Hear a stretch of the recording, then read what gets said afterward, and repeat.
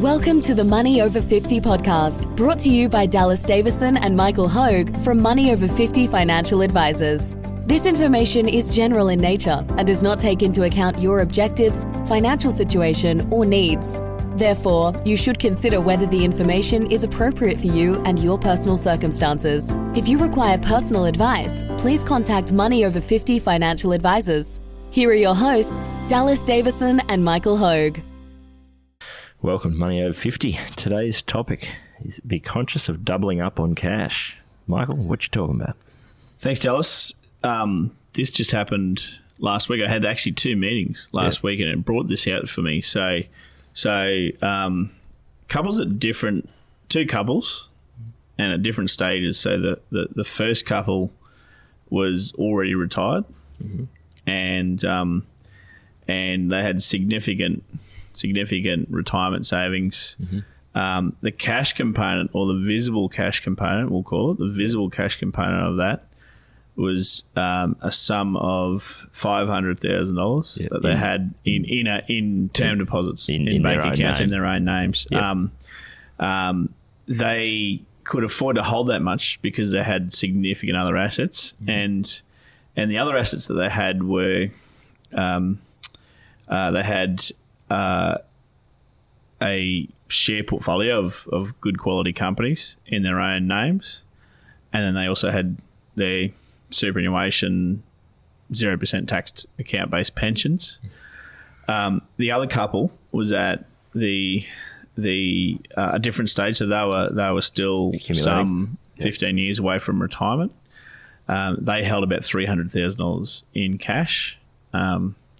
And they also had individual companies and managed funds that they owned in their own names. And then they had their superannuation. Now, when we looked at it, for both, what struck me for both of these couples was that the money that they exclude the money they had in superannuation and superannuation pensions for a moment, the investments in managed funds, ETFs, and shares was all 100% working for them. So none of that money was sitting in balance funds or cash funds or anything like that. That money was that was the money that was pulling its weight.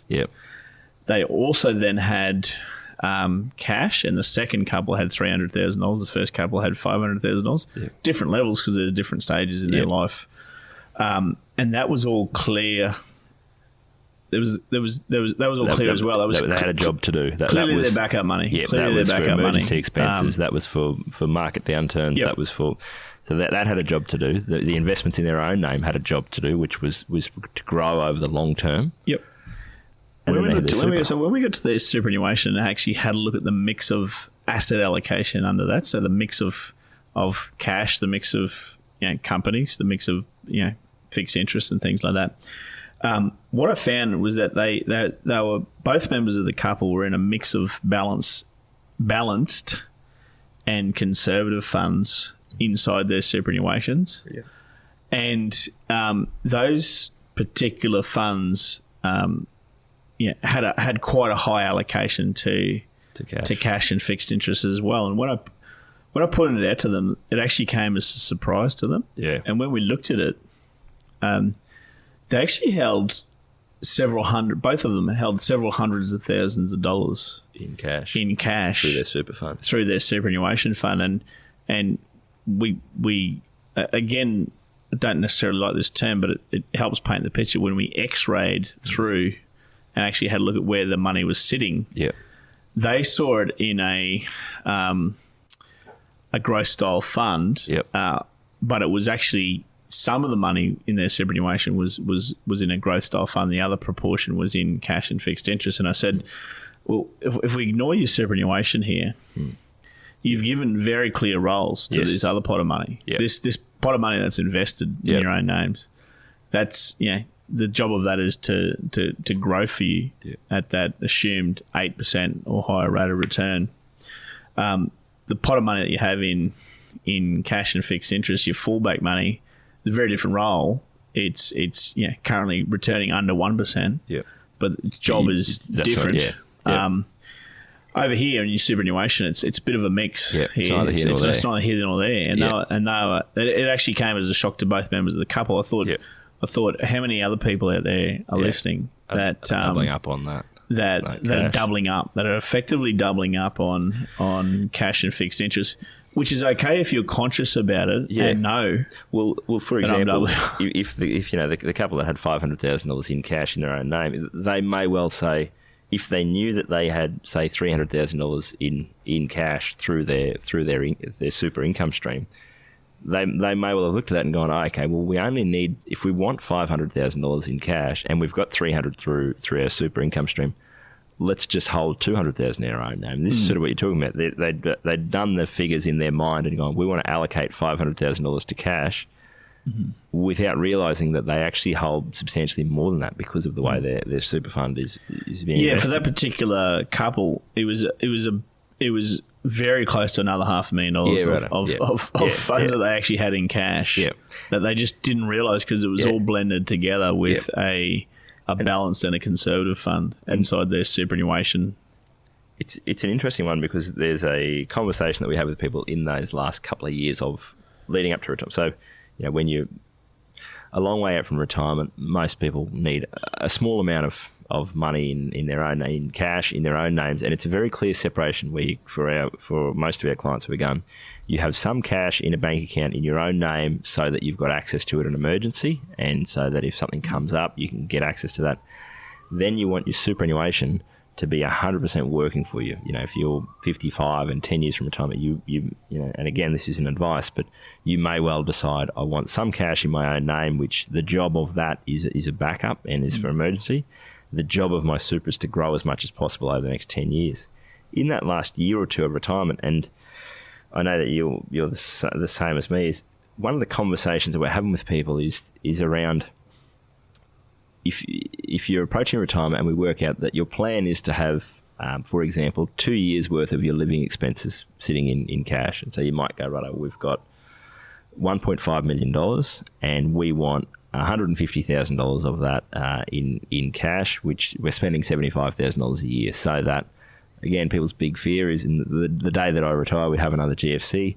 I've got at least the first 2 years covered before I need to take any money out of my growth assets. So what you actually find is at that point in time, there's kind of two ways you can go. You can either go, right, I've got $1.5 million in my super, and I just change the investment strategy of I move that across into a super income stream. I change the investment strategy so that I have 10% or $150,000 of my super income stream invested in cash, and I just start to draw out of the super income stream, and then when that next 30% drop happens, I just draw it out of the cash component of the pension account.